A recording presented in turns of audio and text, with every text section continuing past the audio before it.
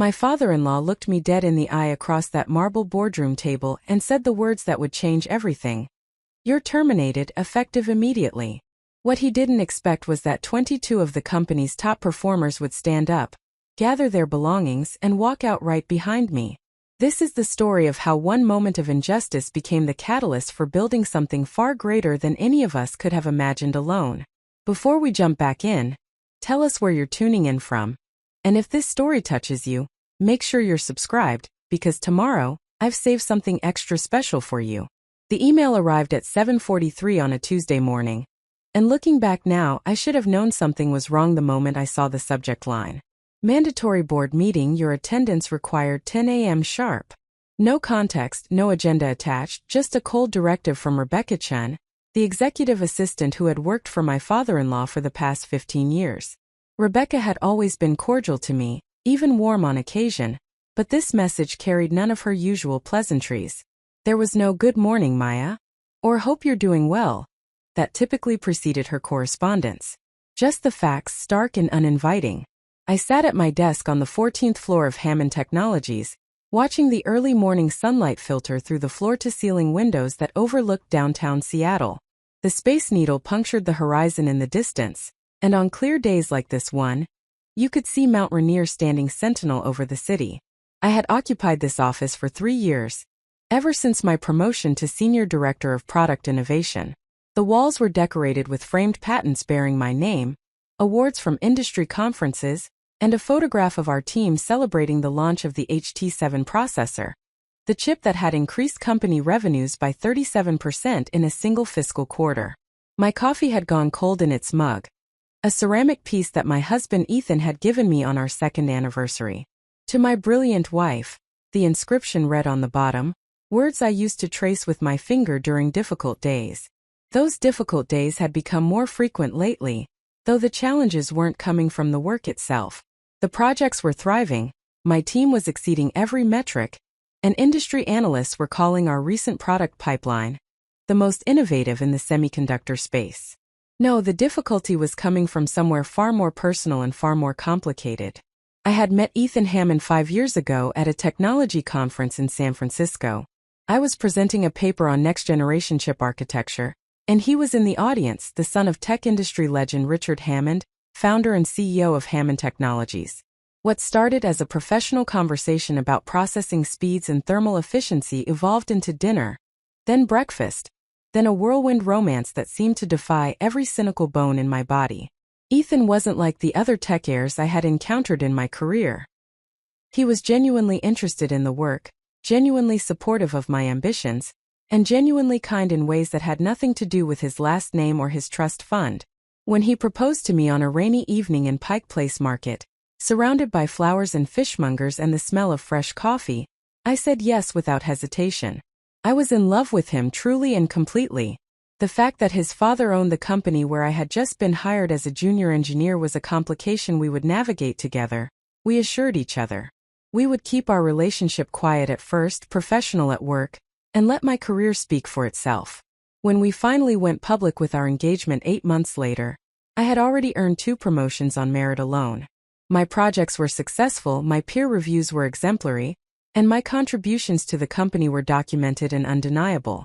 Richard Hammond, my future father-in-law, had been polite at our first family dinner. He asked about my background, my education at MIT, my early work at a startup in Boston that had eventually been acquired by a larger firm. He nodded at appropriate moments, made comments about the importance of innovation, and welcomed me to the family with what seemed like genuine warmth. But there was something in his eyes that I couldn't quite read, a calculation happening behind the cordial facade. Ethan assured me I was imagining things, that his father was naturally reserved with new people, that it would get better with time. It did not get better with time. Over the following years, as Ethan and I built our life together and I advanced in my career at Hammond Technologies, Richard's demeanor toward me shifted in subtle but unmistakable ways. He questioned my project decisions in meetings where he had never questioned others. He assigned me to teams led by managers who were known for being difficult, then expressed concern when conflicts inevitably arose. He praised my work in abstract terms while highlighting specific criticisms. When I led the team that developed the HT7 processor, The breakthrough that analysts credited with revitalizing the company's competitive position. Richard acknowledged the achievement in the company-wide announcement, but somehow managed to avoid mentioning my name as the project lead. It was always the team or our talented engineers or the product division, never Maya Reeves Hammond, never the woman who had architected the solution and guided it from concept to production. Ethan saw it too, though he struggled to confront his father directly. "He's from a different generation," he would say, trying to smooth over another slight, another overlooked contribution. "He's not great at acknowledging individual contributions. He thinks of everything in terms of the company as a whole." But I knew it was more than generational differences or management philosophy. Richard Hammond had never wanted his son to marry an engineer from a middle-class background in Ohio. He had never wanted someone in the family who hadn't come from wealth, who hadn't attended the right prep schools, who hadn't grown up in the insular world of Seattle's tech aristocracy. My own family had given me everything they could, though everything had been modest by the standards of the world I now inhabited. My father was a high school physics teacher in Columbus, and my mother worked as a nurse at a community hospital. They had saved for years to help with my college expenses, supplementing scholarships and student loans that I would spend a decade repaying. When I showed an aptitude for mathematics and science, they encouraged it with trips to science museums, with books purchased from used bookstores, with patient explanations of how the world worked at the molecular and mechanical level. They taught me that intelligence and hard work could open doors, that merit mattered more than pedigree, that the content of your contributions outweighed the circumstances of your birth. Hammond Technologies, or at least Richard Hammond's version of it, operated on different principles. Proximity to power mattered. Legacy mattered. And increasingly, I was learning that family loyalty mattered more than professional competence, at least when the two came into conflict. The tension between Richard and me had reached a new level 3 months ago, when Ethan and I had announced that we were considering starting a family. We had invited his parents to dinner at our home in Madison Park, a neighborhood we could afford because of my salary combined with Ethan's income from his role as Director of Strategic Partnerships at Hammond Technologies. We had worked our way through appetizers and main courses, discussing neutral topics like the Seahawks season and the new restaurant opening downtown, before Ethan broached the subject. "Maya and I have been talking about the future," he had said, reaching for my hand across the table. "We think it might be time to start thinking about children." The silence that followed was suffocating. Richard set down his wine glass with deliberate precision. His wife, Patricia, smiled in a way that didn't reach her eyes, a practiced expression I had seen her deploy at countless charity galas and corporate functions. "That's wonderful news," Patricia said with careful enthusiasm, "though of course these things take time and planning. So much to consider." Richard had said nothing in the moment, letting the awkwardness expand until Ethan filled the silence with nervous elaborations about timing and career considerations. But later, as we walked them to the door, Richard had pulled Ethan aside for what appeared to be a private word. I couldn't hear the specifics of their conversation, but I saw Ethan's face tighten, saw his jaw clench in the way it did when he was working to control his temper. When he returned to the living room after seeing his parents out, he was visibly shaken. "What did he say?" I had asked, though part of me didn't want to know. "He thinks we should wait," Ethan said quietly. "He thinks you should focus on your career for now. Prove yourself further before taking on the responsibilities of parenthood." He said something about the optics of a senior director going on maternity leave during a critical growth phase for the company. The anger that rose in my chest was incandescent. The optics? I've proven myself 10 times over. The HT7 alone generated more value for this company than most executives create in their entire careers. And since when does Richard Hammond dictate our family planning? Ethan had held me then, apologizing for his father, promising it didn't matter what Richard thought, assuring me that our decisions about our life together were ours alone to make. But the damage was done. The message was clear. To Richard Hammond, I would never be good enough, never be worthy of the Hammond name, never be anything more than an outsider who had married into a family where I didn't belong. And now, staring at this terse email summoning me to a mandatory board meeting, I felt the familiar knot of anxiety forming in my stomach. Board meetings were typically scheduled weeks in advance, with detailed agendas distributed to participants. Emergency sessions were rare and usually related to major acquisitions, significant market events, or serious operational crises. I racked my brain trying to think of what might have triggered this sudden gathering. My most recent project, the HT9 Development Initiative, was ahead of schedule and under budget. The team metrics were strong. Customer feedback on our recent product releases had been overwhelmingly positive. I opened my calendar to confirm that I had no conflicts, though of course I would cancel anything that interfered with a directive from the CEO's office. The morning was relatively clear anyway. Just a routine check-in with my product managers at 9, and some time blocked for reviewing technical specifications. I sent a quick message to my team lead, Marcus, letting him know I would need to postpone our 9 o'clock meeting, and asking him to handle any urgent issues that might arise. Marcus responded within minutes with a thumbs-up emoji, and a note saying he had everything under control. Marcus-chan was one of the 22 people who would walk out of Hammond Technologies with me later that morning, though neither of us knew it yet. He had been with the company for 7 years. A brilliant engineer with a particular gift for identifying design flaws before they became expensive problems. We had worked together on 4 major projects, and I had promoted him to team lead 8 months earlier over the objections of several managers who thought he was too young for the responsibility. He had proven them wrong within weeks, streamlining our development process and mentoring junior engineers with a patience and clarity that reminded me of my father explaining physics concepts at the kitchen table. I spent the next hour trying to focus on email responses and document reviews, but my attention kept drifting back to that meeting notice. At 9:30, I received a text message from Ethan. "Did you get a meeting notice from Dad's office?"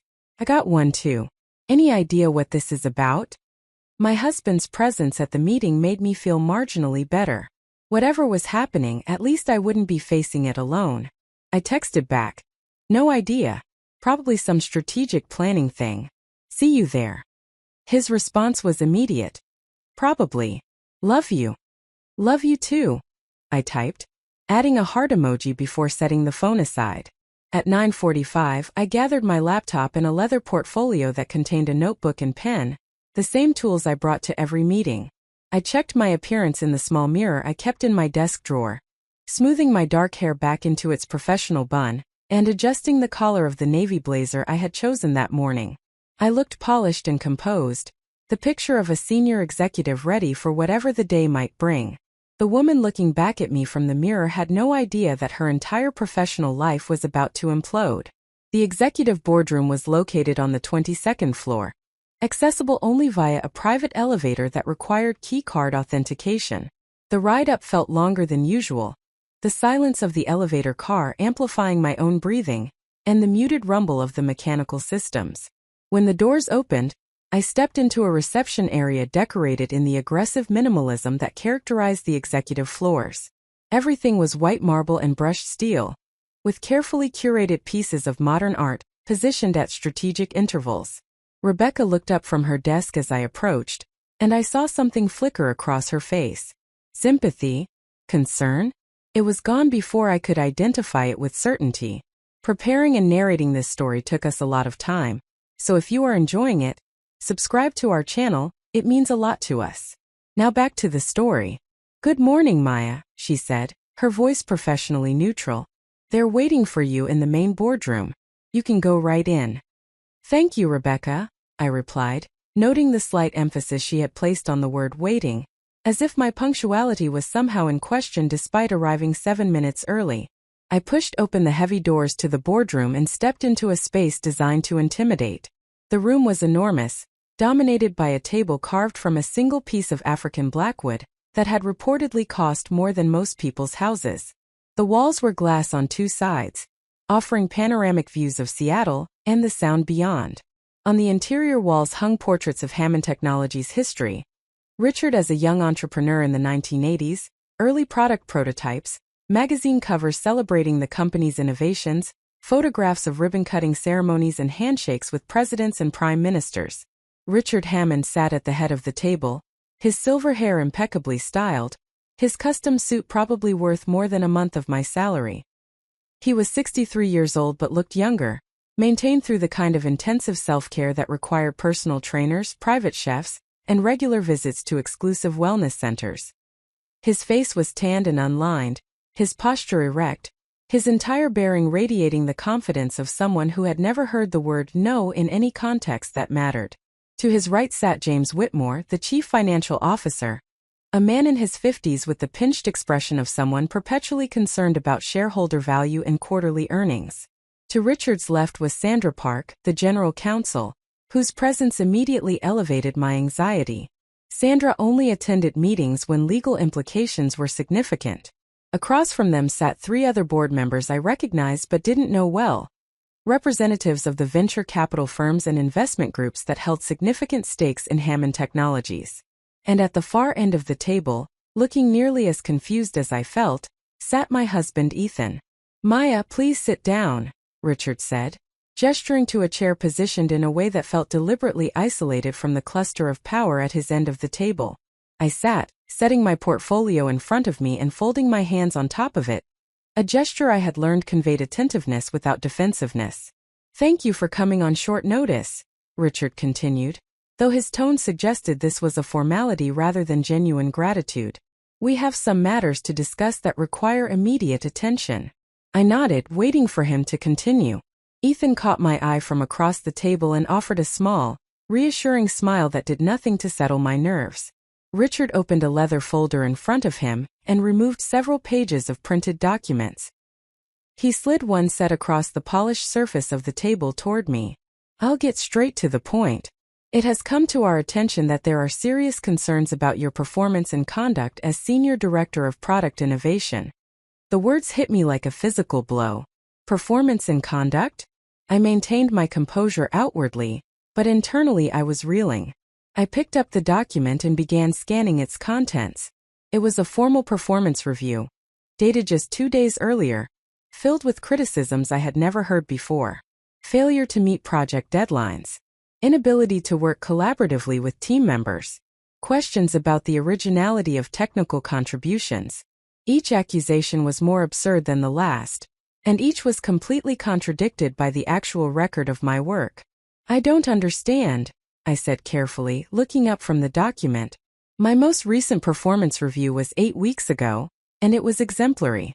Every project I'm currently leading is on schedule or ahead of schedule. My team consistently ranks among the highest in satisfaction and productivity metrics. Where is this coming from?" James Whitmore leaned forward, his expression grave. "We've received complaints, Maya. Multiple complaints from team members about your management style. Concerns about the way you've handled certain projects. Questions about whether credit is being appropriately distributed for innovations." "From whom?" I asked directly. "I'd like to know who is making these allegations so I can address them specifically." "The sources are confidential," Sandra Park interjected smoothly. "We have an obligation to protect employees who come forward with concerns about leadership." I felt anger beginning to override shock. Confidential complaints that directly contradict 3 years of documented success? Complaints that appear 2 days after I'm summoned to an emergency board meeting? This doesn't seem like standard procedure. Richard's expression hardened. "Maya, I understand this is difficult to hear, but the board has lost confidence in your ability to lead at the senior level. We've made the decision to terminate your employment with Hammond Technologies, effective immediately." The room seemed to tilt slightly. Somewhere in my peripheral vision, I saw Ethan stand up abruptly, his chair scraping against the floor. "Dad, what the hell is this? You can't be serious."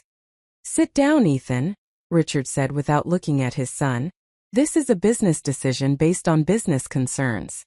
"Business concerns?" Ethan's voice was rising now, loud enough that I was certain Rebecca could hear him in the reception area outside. "Maya has been one of the most successful directors in the company's history. The HD7 project alone justifies her position 10 times over. This is personal, and we all know it." "I said sit down," Richard repeated, his tone leaving no room for argument. The CEO voice, the voice that had silenced boardrooms and cowed competitors and built an empire. Ethan remained standing for another moment, defiant, before slowly sinking back into his chair.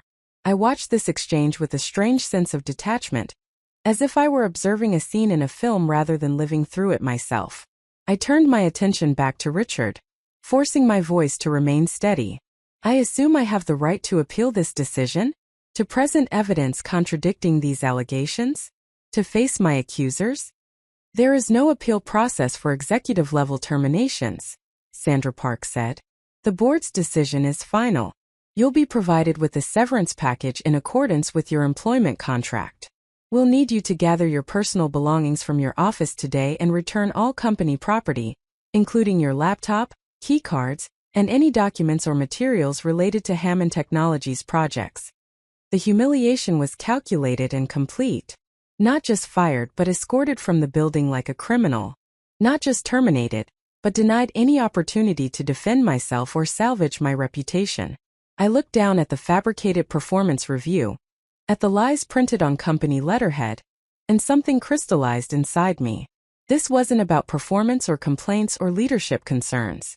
This was about Richard Hammond finally finding a way to remove me from his company and, if possible, from his son's life.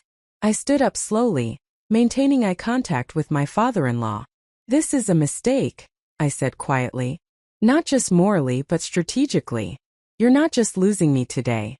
You're losing the respect of every talented person in this company who watched you build them up, and then throw them away the moment it became personally convenient. Is that a threat? Richard asked, his voice dangerously soft. It's a prediction, I replied. I'll gather my things. But I'll do so with my head held high, because unlike this performance review, my actual record speaks for itself. I picked up my portfolio and walked toward the door, my legs somehow supporting me despite the sensation that the floor was giving way beneath my feet. As I reached for the handle, I heard Ethan's voice behind me. I'm going with her. You're doing no such thing, Richard snapped. You have responsibilities to this company and this family. My responsibility is to my wife, Ethan said. The wife you just fired based on fabricated complaints and baseless accusations. I'll gather my things too. I turned back to see father and son locked in a silent confrontation across that expensive table, years of family dynamics and professional obligations, colliding in a moment that would define both their futures. But I didn't wait to see the resolution. I pushed through the doors and walked past Rebecca's desk without breaking stride, heading for the elevator that would take me back down to the 14th floor. My office had never felt smaller than it did in that moment. I stood in the doorway, looking at 3 years of my professional life compressed into a few hundred square feet. The patents on the wall, the awards on the shelf, the photograph of the team celebrating the HT7 launch. All of us exhausted and euphoric and proud of what we had accomplished together. I would have to pack all of this into boxes and carry it out past security, past colleagues who would whisper about what had happened, past the receptionist who would update my status from employee to escort required visitor. I was pulling the first frames off the wall when Marcus appeared in my doorway, his expression alarmed. Maya, what's going on? Rebecca just sent out an email saying you're no longer with the company, and we should direct all product innovation questions to interim leadership. What happened? I set the frame down carefully on my desk, buying myself a moment to compose my response. I was terminated in a board meeting about 20 minutes ago, allegedly for performance issues that don't exist and complaints that won't be verified. I'm gathering my things now. Marcus stared at me in disbelief. That's insane. Your performance is incredible. Everyone knows it. This has to be a mistake. It's not a mistake, I said quietly. It's politics. Family politics specifically. He stepped into the office and closed the door behind him. What do you need? How can I help? The genuine concern in his voice nearly broke through my carefully maintained composure. I appreciate that, Marcus. But the best thing you can do is take care of the team. Make sure the projects stay on track. Don't let what happened to me disrupt the work we've all built together. He was quiet for a moment, then shook his head. Maya, you recruited me. You promoted me when no one else believed I was ready. You taught me everything I know about leadership in this industry. I'm not just going to watch you get escorted out and pretend everything is fine. You have a career here, I said firmly. You have a future. Don't throw that away because of what happened to me. What kind of future is it? He asked. If this is how the company treats its best people? Before I could answer, my phone buzzed with a message. Then another. Then several more in rapid succession. I pulled it from my pocket and saw a flood of texts from various members of my team, all expressing confusion, anger, and disbelief at the news of my termination. As I was scrolling through them, there was a knock on my door. It opened to reveal Jennifer Kim, one of my senior engineers. Behind her stood David Okoye, my technical architect, and Sarah Martinez, my project manager. And behind them, filling the hallway outside my office, were more faces from my team. They had all abandoned whatever they were working on and come to find me. "We heard what happened," Jennifer said, her voice shaking with emotion. "We heard you were fired. Is it true?" I looked at the assembled group, at the people I had worked alongside for years, whose careers I had invested in, whose trust one had earned through countless late nights and difficult decisions and shared victories. "Yes," I said simply. "It's true." "Why?" David asked. "What reason did they give?" "Performance concerns. Confidential complaints. The reasons don't matter because they're not real. What matters is that the work continues. You're all talented professionals, and the projects we've built together are important. Don't let this disrupt what we've accomplished." Sarah stepped forward, her usual calm demeanor replaced by visible anger. "Maya, you're the best leader I've ever worked for. This company is making a colossal mistake. And if they're willing to do this to you, what's to stop them from doing it to any of us?" The question hung in the air, articulating what I suspected they were all thinking. If merit didn't matter, if documented success could be dismissed with fabricated complaints, if family politics could override professional accomplishment, then what security did any of them really have? Marcus spoke up from behind me. "I've been thinking about what you said about taking care of the team and maintaining the work. But here's the thing. The team is taking care of itself. And we're all in agreement about what needs to happen next." I turned to look at him, confused by his tone. "What do you mean?" He smiled, though there was nothing happy about it. "We're walking out with you, Maya. All of us. 22 members of the product innovation team are submitting their resignations effective immediately." The words took a moment to process. "No," I said immediately. "No, you can't do that. You all have careers, families, mortgages. You can't throw that away because of what happened to me." "You're right," Jennifer said. "We all have careers. And we're choosing to continue them somewhere that respects actual merit and doesn't manufacture reasons to fire people who make them uncomfortable. If Hammond Technologies treats you this way, it's not a place any of us want to work." I looked from face to face, seeing determination and solidarity and something else I couldn't quite name. They had made their decision, and I realized that trying to talk them out of it would be insulting the very values I had tried to instill during our time working together. Integrity, loyalty, standing up for what's right even when it's difficult. "Are you all absolutely certain?" I asked quietly. "Because once you walk out those doors, there's no coming back from this." "We're certain," David said, and the others murmured agreement. I nodded slowly, feeling emotions threatening to overwhelm the professional composure I had maintained since the boardroom. "Then let's do this with dignity. Let's gather our things, submit proper resignation letters, and leave this place the way we came into it, with our heads held high and our work speaking for itself." What happened over the next 90 minutes would become legendary in Seattle's tech community. The story shared at industry conferences and happy hours for years to come. 23 employees, including some of Hammond Technologies' most valuable contributors, methodically packed their belongings, submitted formal resignation letters through the HR portal, and assembled in the main lobby. Security didn't know how to handle a mass exodus that was orderly, voluntary, and completely unexpected. Employees from other departments stopped their work to watch as we carried boxes of personal items past the reception desk, past the corporate logo etched in glass, past the portrait of Richard Hammond that dominated the entrance atrium. Ethan was waiting for me in the lobby, his own box of belongings in his arms. His face was set in an expression I had only seen a handful of times, when he was absolutely committed to a course of action regardless of consequences. He had quit too, walking away from his role in the family business, choosing his wife over his father's approval. As we pushed through the revolving doors and emerged into the Seattle sunshine, I turned back one last time to look at the building where I had spent 3 years of my professional life. Hammond Technologies would continue without us at least for a while. But we would also continue without Hammond Technologies, And that continuation would be built on principles that no boardroom meeting could ever terminate. The story was just beginning. The coffee shop 3 blocks from Hammond Technologies became our impromptu war room, though none of us had planned it that way. 23 former employees crowded into the industrial chic space, claiming every available table and ordering enough lattes and espressos to make the barista visibly concerned about depleting their inventory. The establishment was called Voltage, a name that would prove ironically appropriate for what was about to unfold. The owner, a woman in her 40s with purple-streaked hair and an extensive collection of vintage band t-shirts, recognized the corporate exodus for what it was and quietly flipped the sign to private event before anyone could suggest we might be taking up too much space. I sat at a corner table near the exposed brick wall, my box of belongings stacked beside me like evidence of a life interrupted.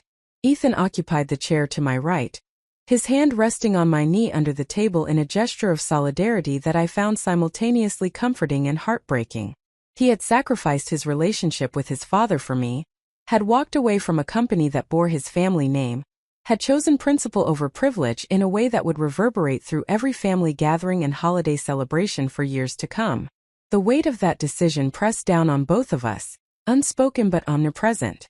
Marcus had appointed himself unofficial coordinator of our displaced assembly, moving between tables with a notepad and pen, collecting contact information and availability for what he kept calling next steps, though none of us were entirely certain what those steps might be. The energy in the room was strange, a mixture of righteous anger, nervous excitement, and the dawning realization that 23 people had just simultaneously unemployed themselves in a gesture of protest that felt powerful in the moment but increasingly complicated as the afternoon wore on. Jennifer Kim approached our table carrying 3 cups of coffee, setting them down with the careful precision of someone trying to impose order on chaos. She pulled up a chair and sat down, her expression serious. Jennifer was 31 years old, a Stanford graduate who had turned down offers from Apple and Google to join Hammond Technologies specifically because of the innovative work being done in my division.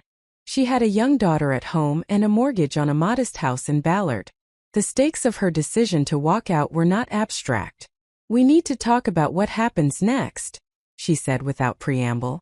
"Because in about 6 hours, people are going to go home and explain to their partners and families that they quit their jobs today.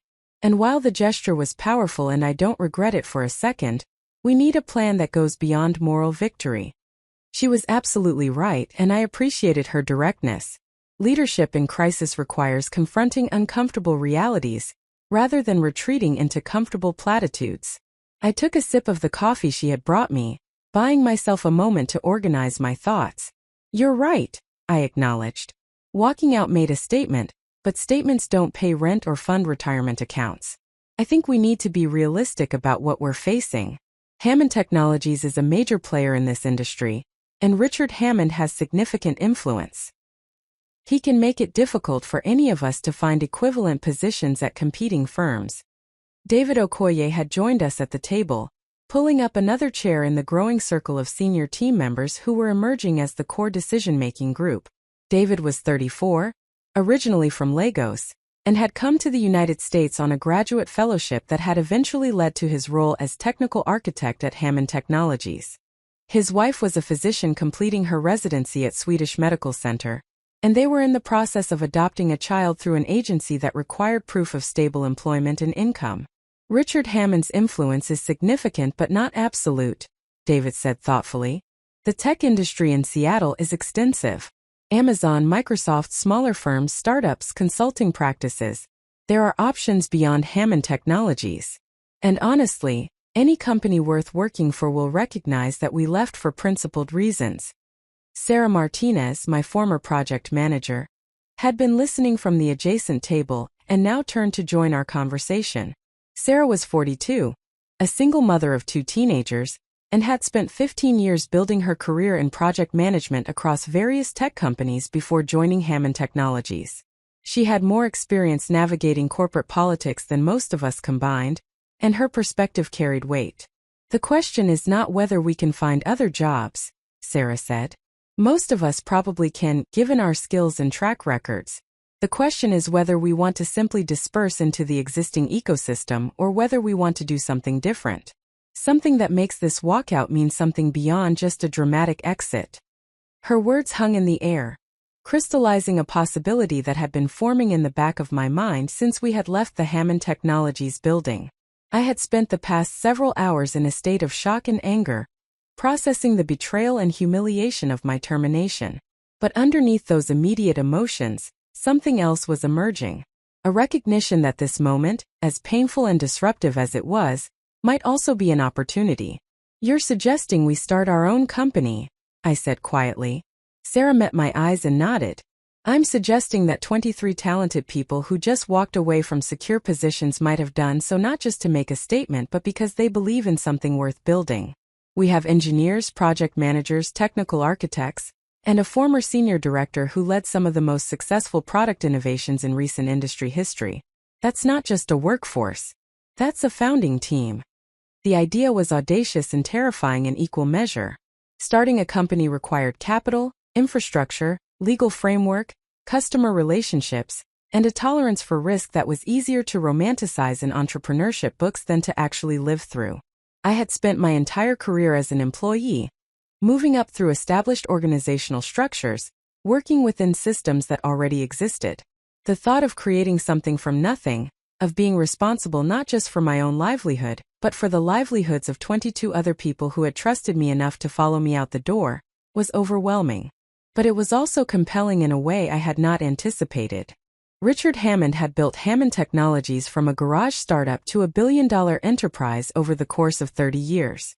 The narrative of his success was well known in the industry, told and retold in business school case studies and magazine profiles. Self-made visionary, technical genius, pioneer who had recognized the potential of semiconductor innovation before the market understood its importance. What was less discussed, at least in the hagiographic accounts, was how Richard had pushed out early partners, consolidated power, and built a corporate culture that rewarded loyalty to him personally over excellence in execution. If he could build an empire, why couldn't we build something better? Something that actually valued the people who did the work, that measured success by innovation rather than politics, that operated on principles beyond quarterly earnings and executive ego. Ethan squeezed my knee gently under the table, and I realized he had been watching my face as these thoughts played across it. He knew me well enough to recognize when I was moving from defensive reaction to strategic planning, when anger was crystallizing into purpose. "It's a massive undertaking," I said, speaking to the growing circle of people who had gravitated toward our corner of the coffee shop. "Starting a company in this industry requires significant capital investment before generating any revenue. We would need to develop products, establish manufacturing relationships, build sales channels, and compete against established players with vastly greater resources.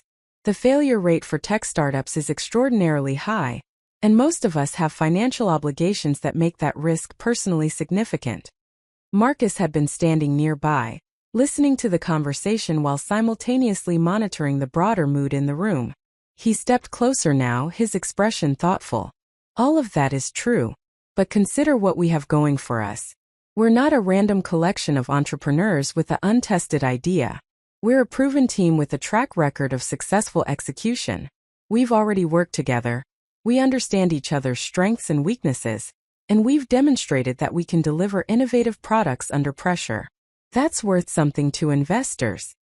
Jennifer leaned forward, her analytical mind clearly working through the logistics. "We would need a compelling product or service to bring to market. Something that demonstrates immediate value and has a clear path to profitability. We can't just build technology for technology's sake. It has to solve a problem that customers will pay to solve." I thought about the projects I had been leading at Hammond Technologies, the innovations that had been in development when my employment was terminated. There was one in particular that had showed enormous promise, a new approach to processing architecture that could significantly reduce power consumption in data centers while increasing computational efficiency.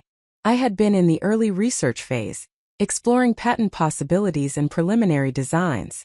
The work had been done on Hammond Technologies' time and using Hammond Technologies' resources, which meant the intellectual property technically belonged to the company. But the ideas, the fundamental concepts, the understanding of how to approach the problem differently, those existed in my mind and in the minds of the team members who had been collaborating on the project. We could not simply replicate what we had been building at Hammond Technologies. That would invite legal action and justifiable accusations of intellectual property theft. But we could take the knowledge we had developed, the expertise we had accumulated, and apply it to solving similar problems from a different angle. We could build something new that drew on our collective understanding without directly copying our previous work. I have some ideas, I said carefully. Projects I was exploring that never made it past the conceptual stage at Hammond Technologies. Approaches to processing efficiency that could have significant applications in cloud computing and artificial intelligence infrastructure. Nothing that would violate non-compete agreements or intellectual property protections, but concepts that could form the basis of a viable product line. Sarah pulled out her phone and opened a note-taking application. Her project management instincts immediately activated. Let's think through the phases of what this would require. Phase 1 is survival and planning. We need to ensure everyone here has the resources to meet immediate financial obligations, while we develop a business plan and seek initial funding. Phase 2 is establishing the legal and operational framework. Incorporating the business, setting up banking relationships, securing initial workspace, all the administrative foundation. Phase 3 is product development and testing. Taking those conceptual ideas and turning them into something we can demonstrate to potential customers and investors. Phase 4 is market entry and scaling. David was nodding along with Sarah's framework, already thinking through the technical requirements. For Phase 3, we would need access to development tools, testing equipment, and potentially manufacturing partnerships. Those resources are not inexpensive. We're talking about hardware development, not just software that we can build on laptops. Which brings us back to funding, Marcus said. We need capital. Venture capital, angel investors, maybe small business loans. We need enough runway to get through phases 1 through 3 before we have to generate revenue. Ethan had been mostly quiet during this discussion, listening to the plans forming around him. Now he spoke up, his voice measured but firm. I have access to capital. Not Hammond Technologies money, obviously, but personal resources from investments my grandfather left me in a trust that my father doesn't control. It's not unlimited, but it would be enough to fund 6 months of operations for a startup of this size, assuming we're strategic about expenses. Everyone turned to look at him, and I felt a complicated mix of gratitude and concern. Ethan was already sacrificing his relationship with his father and his position at the family company. Now he was proposing to risk his personal financial security as well. The gesture was generous and necessary, but it also added another layer of responsibility to an already heavy load. That's incredibly generous, Jennifer said. But we should also pursue traditional funding sources. Putting all the financial risk on one person, especially given the personal dynamics involved, is not sustainable or fair. Ethan shook his head. I'm not suggesting I be the sole source of funding long-term. I'm suggesting I can provide bridge capital while we develop the business plan and pitch to professional investors. Think of it as seed funding to get us through the initial phase. Once we have a demonstrable product and a clear business model, we can raise a proper Series A round from venture capital firms.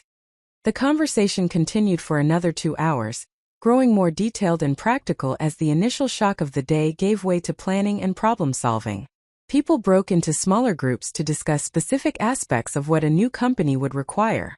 The engineers talked through technical approaches and development timelines. The project managers outlined milestone frameworks and resource allocation. Sarah began drafting an initial business plan outline, identifying the key questions we would need to answer to present a compelling case to investors.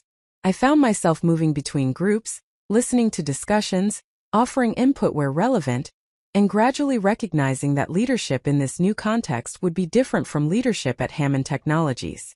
In an established corporation, authority comes from position and title, reinforced by organizational hierarchy and formal reporting structures. In a startup, especially one born from collective action rather than a single founder's vision, leadership would need to be earned continuously through contribution and trust. As the afternoon stretched into evening, the owner of Voltage approached our gathering with a proposition. Her name was Rita Chan, and she had overheard enough of our conversations to understand the general situation. She offered us the use of the coffee shop's event space in the mornings before the regular business opened, providing a place to meet and work while we figured out more permanent arrangements.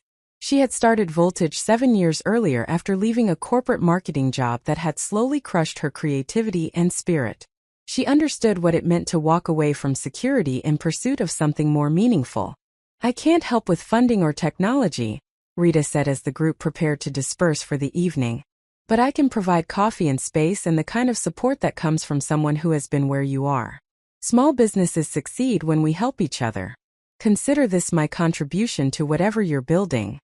Her kindness was unexpected and deeply moving, a reminder that not every interaction in the business world was transactional or calculated. Sometimes people helped simply because they recognized struggle and wanted to ease it where they could. We established a plan to meet the following morning at Voltage to continue our discussions and begin the formal process of deciding whether to move forward with creating a company. Not everyone would necessarily participate. Some people might decide to pursue other employment opportunities, to minimize their risk and return to stable income as quickly as possible.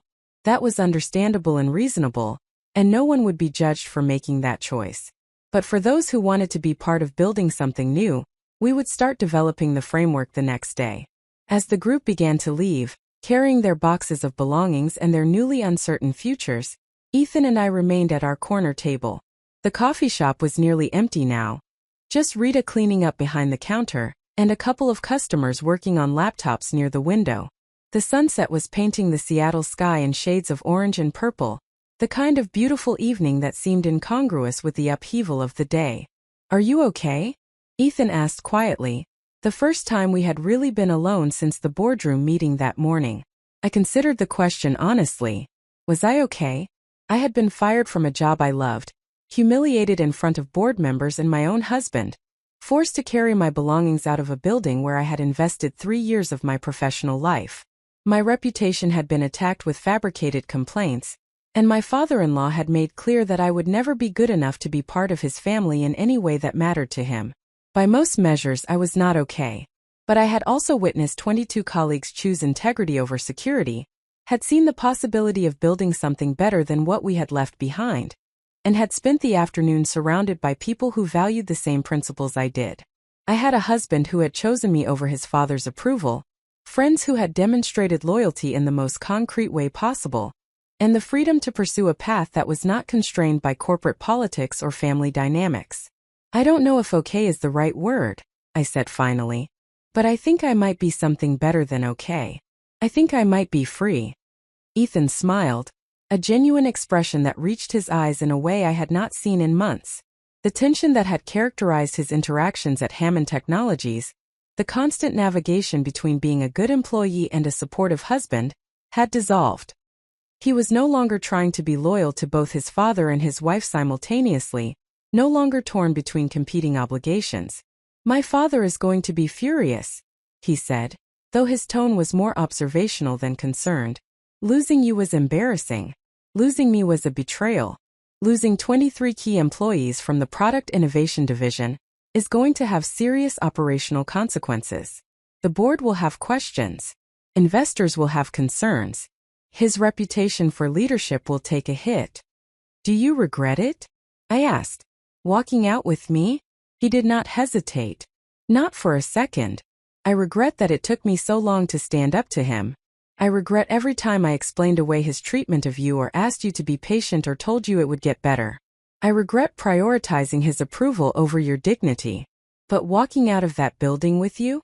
That's the first decision I've made in years that I'm completely certain was right." We sat in comfortable silence for a while, watching the light fade from the sky and the city lights begin to sparkle across the downtown core.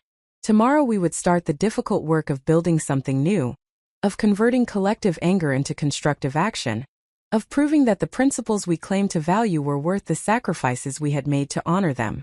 But tonight we allowed ourselves to simply exist in the aftermath, to feel the weight of the day and acknowledge what had been lost alongside what might be gained.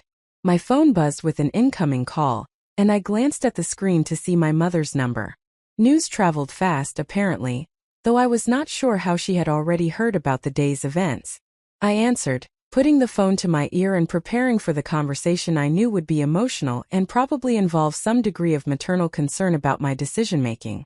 "Maya," my mother said, her voice tight with worry, "your father just saw something on LinkedIn. Someone posted about a mass walkout at Hammond Technologies. Please tell me that wasn't you. I took a breath and explained the situation, starting with the boardroom meeting and ending with the gathering at Voltage and the preliminary discussions about starting a new company. My mother listened without interrupting, a skill she had developed through years of dealing with teenagers and worried patients at the hospital. When I finished, there was a long pause on the other end of the line. Well, she said finally, that sounds terrifying and brave in equal measure. Your father wants to talk to you about the technical aspects of starting a hardware company, and I want to talk to you about making sure you have health insurance coverage, but mostly I just want you to know that we're proud of you. Walking away from security to stand up for what's right is never easy. It's actually the hardest thing you can do. Her support meant more than I could easily articulate. My parents had sacrificed to give me opportunities they had never had worked extra shifts and foregone vacations to help pay for my education, had instilled in me the values that had guided my decision to walk out of Hammond Technologies rather than accept unjust treatment. Hearing my mother say she was proud, even as she worried about health insurance and financial stability, reinforced that I had made the right choice regardless of how difficult the consequences might be. We talked for another 20 minutes, with my father getting on the line to discuss potential manufacturing partnerships he had read about through his network of former students who had gone into various technical fields. My parents were not wealthy, could not offer the kind of financial support that Ethan was providing, but they offered something equally valuable. They offered unconditional belief that I was capable of navigating this challenge and emerging stronger on the other side. When I ended the call, Rita was approaching our table with 2 fresh cups of coffee and a slice of chocolate cake with 2 forks. On the house, she said with a knowing smile. You both look like you could use something sweet after the day you've had. We accepted gratefully, and as Rita returned to her closing duties, Ethan and I shared the cake in the dimming light of the coffee shop. It was a small moment of normalcy in a day that had been anything but normal, a reminder that even in the midst of professional crisis and personal upheaval, simple pleasures still existed and still mattered. We should probably go home, I said eventually, though neither of us moved to leave. Tomorrow is going to be intense, and we should try to get some rest. Ethan nodded but remained seated. I called my mother while you were talking to yours. Told her what happened. She's upset with my father but not surprised. She said she had been watching him undermine you for years, and was wondering when it would come to a head. She wants to have dinner with us this weekend, just the 3 of us away from my father. That was unexpected but welcome news. Patricia Hammond had always been kind to me in a distant, formal way, but I had assumed her loyalty to her husband would override any sympathy for my situation. Apparently family dynamics were more complicated than I had understood, with alliances and perspectives that were not always visible from the outside. We finally gathered our belongings and headed out into the Seattle evening, walking toward where we had parked our cars that morning in the Hammond Technologies garage. The building loomed above us, glass and steel reflecting the city lights, a monument to success built on innovation and ambition, and increasingly, on the kind of ruthless decisions that prioritize power over principle. Tomorrow we would begin building an alternative. Tomorrow we would start the process of proving that success could be achieved without sacrificing integrity, that companies could thrive while treating their employees with dignity, that walking away from injustice was not just a moral gesture, but the foundation for something better.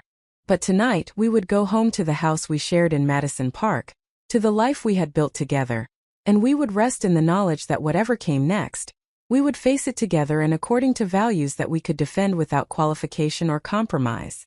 The path ahead was uncertain, but uncertainty was preferable to the slow erosion of self-respect that came from accepting mistreatment in exchange for security. As we drove through the city streets, I thought about the story I would tell someday about this day. About the moment when everything changed and nothing would ever be the same.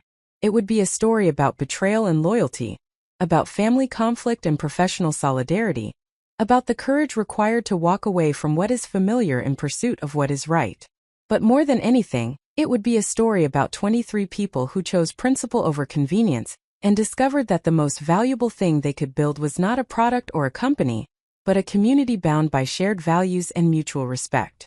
The story was just beginning, and the next chapter would be written not in boardrooms or coffee shops but in the daily work of turning ideals into reality, of converting collective anger into constructive achievement, of proving that the walkout was not an ending but a beginning. The conference room at Voltage had been transformed overnight into something resembling a startup headquarters, though the transformation was more aspirational than actual. Rita had cleared out the folding tables typically used for community events and replaced them with a more substantial setup borrowed from her storage space. A long wooden table that could seat 12, a whiteboard mounted on an easel, and adequate electrical outlets for the collection of laptops that would soon populate the space.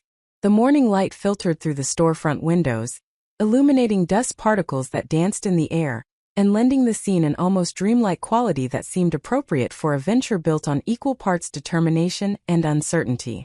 I arrived at 6:30 in the morning, a full hour before our agreed-upon meeting time, carrying a box containing my laptop, several notebooks, and the modest collection of professional books I had retrieved from my Hammond Technologies office the previous day.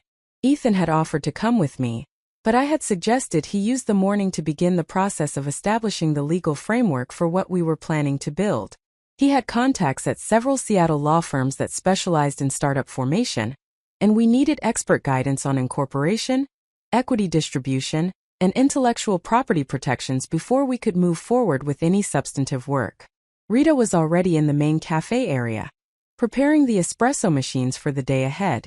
She looked up as I entered and offered a tired smile that suggested she had been up far later than usual the previous evening, probably rearranging her business to accommodate our unexpected presence. "Coffee is on the house for your team this morning," she said, gesturing toward the industrial-grade machine that gleamed under the pendant lighting. "After that, I will need to charge something, but we can work out a reasonable rate. I am not running a charity, but I also remember what it was like trying to build something with more determination than capital." I thanked her sincerely, recognizing that her generosity was both practical assistance and symbolic validation. Small gestures mattered in moments of transition, particularly when those moments involved significant financial uncertainty and professional risk. The offer of free coffee was not just about caffeine, though that would certainly be necessary in the days ahead. It was about someone believing in what we were attempting enough to contribute what they could toward its success. By 7:30, the space had filled with 15 of the 23 people who had walked out of Hammond Technologies the previous day. The others had sent messages the night before indicating that they needed time to consider their options, to discuss the situation with family members, to evaluate whether participating in a startup venture aligned with their personal circumstances and risk tolerance. This was expected and entirely reasonable. Not everyone was positioned to exchange salary certainty for equity uncertainty, and the decision to join a new venture required careful consideration beyond the emotional momentum of a dramatic walkout. Marcus arrived carrying a portable printer and several reams of paper, practical supplies that suggested he had been thinking strategically about the logistics of running a business operation from a borrowed coffee shop space. Jennifer brought a projector she had purchased with personal funds years earlier for freelance consulting work, and David carried a small server unit that he had built as a side project, offering it as temporary infrastructure for our development work until we could establish proper technical facilities. The willingness of people to contribute personal resources toward a collective effort that had no guaranteed outcome was humbling and energizing in equal measure. These were not abstract gestures of support but concrete investments of time, money, and equipment into a vision that existed primarily in conversation and preliminary planning rather than in any established form. Sarah Martinez took a position at the head of the table and called the meeting to order with the efficiency of someone who had managed countless project kickoffs and understood the importance of establishing structure from the outset. She had spent the previous evening developing a comprehensive agenda for this first official meeting, and she distributed printed copies to everyone present with the kind of attention to detail that characterized excellent project management. "We are here to make several critical decisions," Sarah began, her voice carrying the authority of experience and competence. "First, we need to determine whether we are actually forming a company, or whether yesterday's walkout was a statement of principle that will lead to individual job searches. Second, if we are forming a company, we need to establish the foundational elements including legal structure, leadership roles, equity distribution, and initial funding sources. Third, we need to develop a preliminary business plan that identifies our value proposition, target market, and path to revenue generation. These are complex questions that will require honest discussion and potentially difficult compromises. The room was quiet for a moment as people absorbed the weight of what Sarah had outlined. The romance of walking out in solidarity was giving way to the practical reality of building something sustainable, and the transition from symbolic gesture to concrete planning required a different kind of courage than the emotional decision to leave had demanded.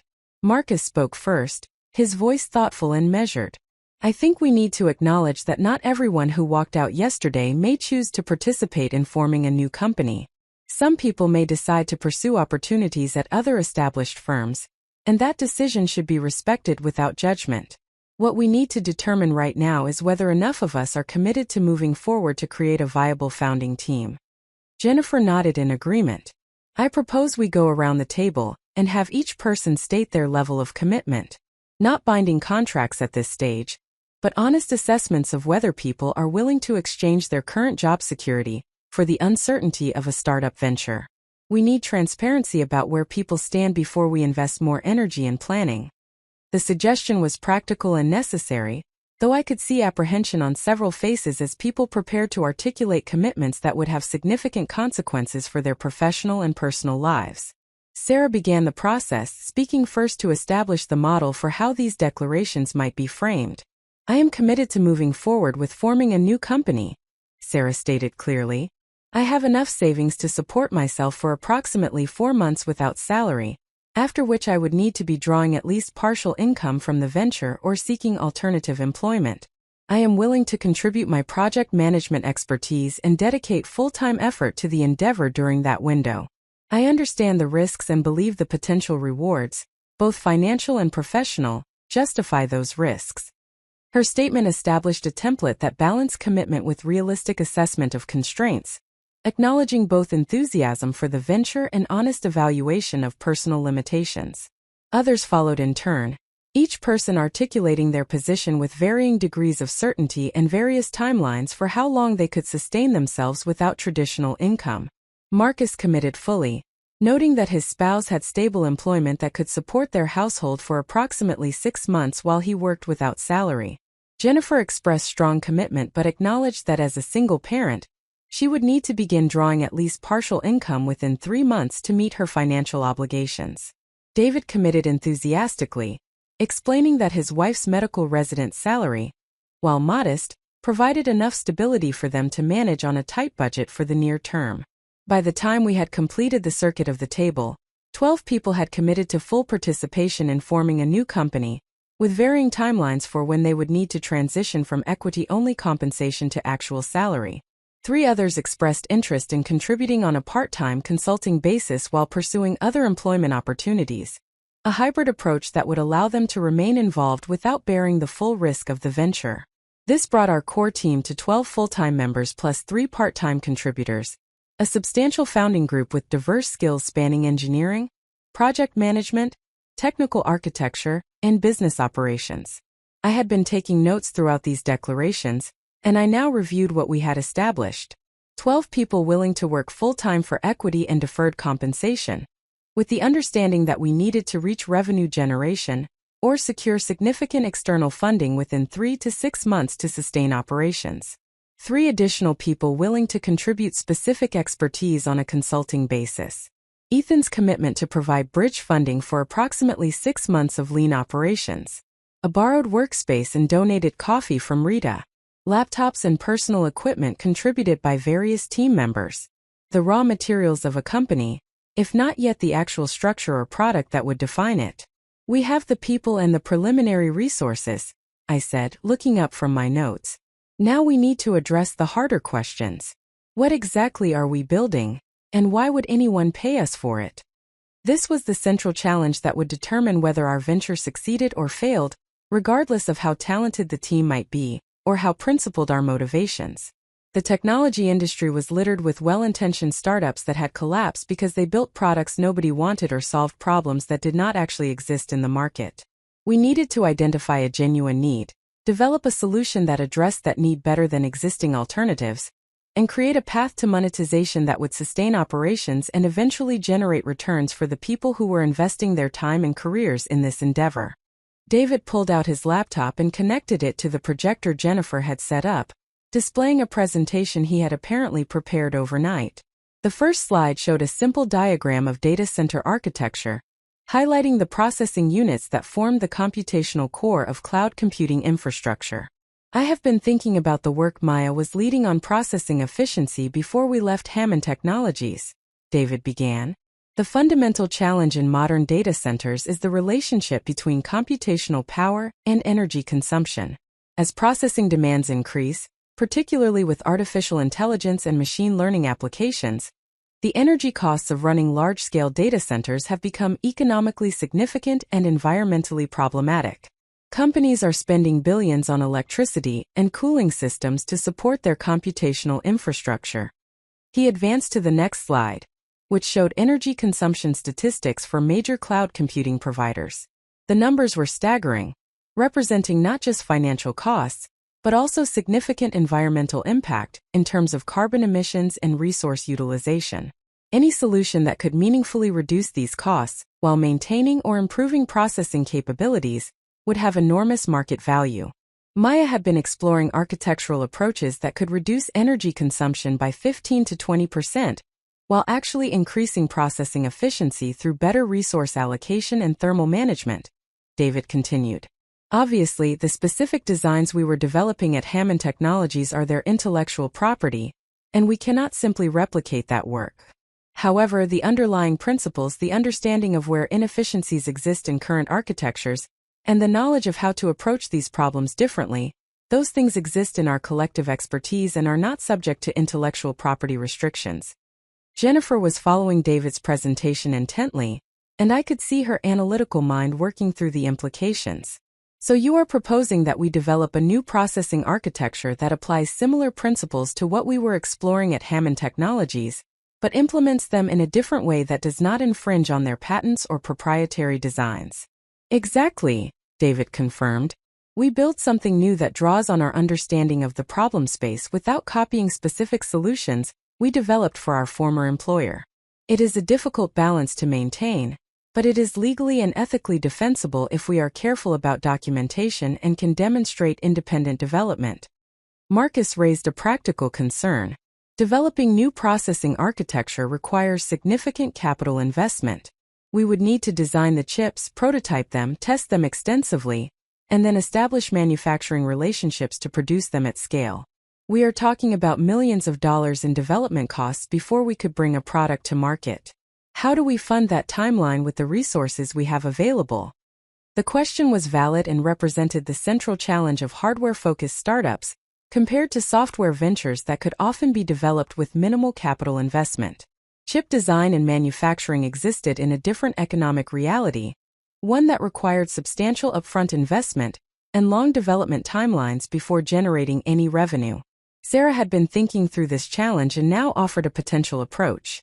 We need to think about our path to market in stages. Stage 1 is developing the core intellectual property through design and simulation work that can be done with existing tools and modest computing resources. This establishes our technological foundation and creates something we can patent and demonstrate to potential investors and customers. Stage 2 is securing strategic partnerships with either customers who would fund development in exchange for early access to the technology or manufacturing partners who would invest in the project in exchange for production rights. Stage 3 is full commercial production and sales. We focus our limited resources on Stage 1, using that work to unlock the capital needed for Stages 2 and 3. The staged approach made sense and aligned with how many successful hardware startups had navigated the capital-intensive nature of their industries. The key was developing enough intellectual property and demonstrable value in the early stage to attract the investment needed for later stages, essentially using the founding team's expertise and initial work product as leverage to access larger pools of capital. I had been sketching on my notepad while listening to this discussion, outlining what a preliminary development timeline might look like. If we focus intensively on design and simulation work, we could potentially develop a demonstrable prototype design within 3 to 4 months. Not a physical chip, but a comprehensive architectural specification with performance modeling that shows the potential benefits. That becomes our pitch to investors and potential strategic partners. We are essentially selling the promise of what we can build rather than a finished product, which is standard for early-stage hardware ventures. Ethan had arrived during this technical discussion, entering quietly and taking a seat near the back of the room. He raised his hand now to contribute to the conversation. I have been meeting with an attorney this morning who specializes in technology startups.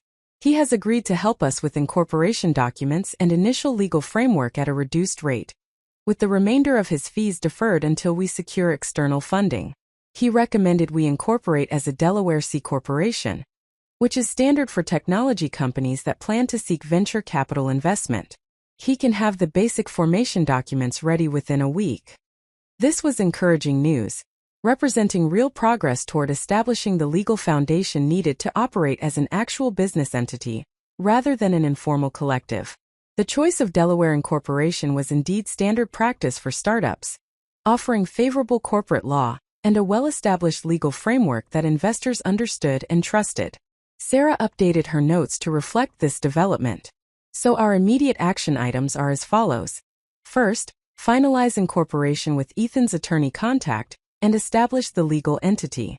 Second, develop initial equity distribution framework that fairly compensates founding team members based on their roles and contributions.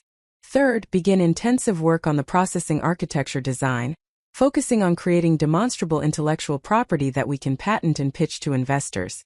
Fourth, develop comprehensive business plan including market analysis, competitive landscape, financial projections, and funding requirements. Fifth, identify potential strategic partners and investors to begin preliminary outreach. The list was daunting in its scope, representing hundreds of hours of work across multiple domains of expertise. But it was also energizing, transforming abstract discussions about principles and possibilities into concrete tasks with defined outcomes. This was what building something actually required. Not just vision and values but detailed planning and disciplined execution. We spent the next several hours breaking into working groups to address different aspects of what Sarah had outlined. The technical team, led by David and including several of the senior engineers, began mapping out the architectural approach for the processing design, identifying what aspects of our previous work we could draw on conceptually while ensuring we did not replicate specific implementations that would constitute intellectual property infringement. Sarah and Jennifer focused on the business plan development, researching market size, identifying potential customers, and building financial models that would demonstrate the economic viability of the venture to potential investors. I moved between groups, contributing to technical discussions, reviewing business plan elements, and trying to maintain awareness of how all the different work streams connected to form a coherent strategy. Leadership in this context was different from leadership at Hammond Technologies, where authority came from position and title. Here, influence derived from contribution and trust, from demonstrating value and maintaining the collaborative spirit that had brought us together in the first place. Marcus approached me mid-morning with a question that I had been anticipating but dreading. We need to talk about equity distribution and leadership structure. Obviously, you are the natural choice to be CEO given your experience and the fact that this whole thing started with your termination and our decision to walk out in solidarity. But we should formalize that and establish what equity stake each founding team member receives. The question of equity distribution was one of the most sensitive and potentially divisive issues in any startup formation. Everyone who was contributing time and expertise to the venture deserved to be fairly compensated.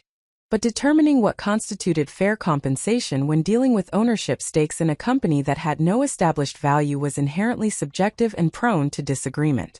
I think we need to have that conversation as a full group, I said carefully. Equity distribution affects everyone, and people should have input into the framework, even if I ultimately need to make final decisions as CEO. What I want to avoid is a situation where people feel the structure was imposed on them without consultation, or where resentment builds because someone believes their contribution was undervalued. Marcus nodded in agreement. That makes sense. Should we put it on the agenda for this afternoon? Get it resolved early so people know where they stand? Yes, I confirmed. Let's plan to address it after lunch. That gives people time to think about what they believe would be fair and to prepare their perspectives. The lunch break arrived with surprising speed, the morning having passed in a blur of intense discussion and productive work. Rita provided sandwiches at cost from a local deli, another small gesture of support that reinforced the sense that we were building something with community investment beyond just the founding team. People ate quickly, eager to return to the work that had begun to take on momentum and definition. When we reconvened, I stood at the head of the table and addressed the group directly. We need to establish equity distribution and formalize leadership structure. This is important to get right because it sets the foundation for how we operate and how people are compensated for their contributions. I want to propose a framework, but I also want to hear feedback and concerns before we finalize anything. I pulled up a spreadsheet I had been developing on my laptop and projected it on the wall using Jennifer's equipment. The framework I was proposing allocated equity based on a combination of factors including role, seniority, full-time versus part-time commitment, and contribution of capital or critical resources. The largest individual stake would go to me as founder and CEO, but not a controlling stake.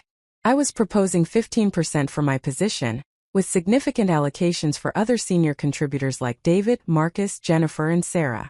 The remaining equity would be distributed among other team members based on their roles and level of commitment, with a reserve pool held for future hires and potential investor dilution. The principle here is that everyone who is taking the risk of joining this venture deserves meaningful ownership, I explained. At the same time, roles and contributions will not be equal, and the equity structure needs to reflect that reality. What I want to avoid is either excessive concentration of ownership that makes people feel like employees rather than founders, or such diffuse distribution that no one has sufficient stake to really drive the company's success. David raised his hand to ask a question. What happens to equity for people who are contributing part-time initially but may transition to full-time later? Is there a mechanism for adjusting allocations based on evolving commitment levels? It was an excellent question that highlighted the dynamic nature of early-stage ventures where people's circumstances and levels of involvement might change over time. I propose we use a vesting schedule, I said. Everyone's equity vests over 4 years with a 1-year cliff. This means you need to remain involved with the company for at least a year before any of your equity actually becomes yours, and then it vests gradually over the remaining 3 years. This protects against the situation where someone receives equity, contributes minimally, and then leaves while retaining ownership in what others continue to build.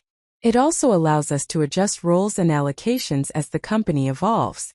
Sarah spoke up from her position at the table. I think the framework is fair and well-reasoned.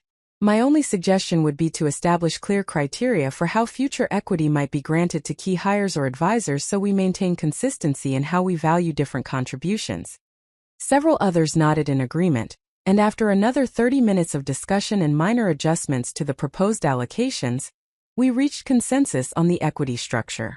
It was not perfect and no equity distribution framework ever is, but it was reasonable and defensible and created a foundation that people could accept as fair given the inherently subjective nature of valuing early-stage contributions. With that resolved, we moved to formalizing leadership structure. I would serve as CEO, responsible for overall strategy, investor relations, and final decision-making authority. David would be Chief Technology Officer, leading the technical development work. Sarah would be Chief Operating Officer, managing project execution and business operations. Marcus would be Vice President of Engineering, overseeing the technical team.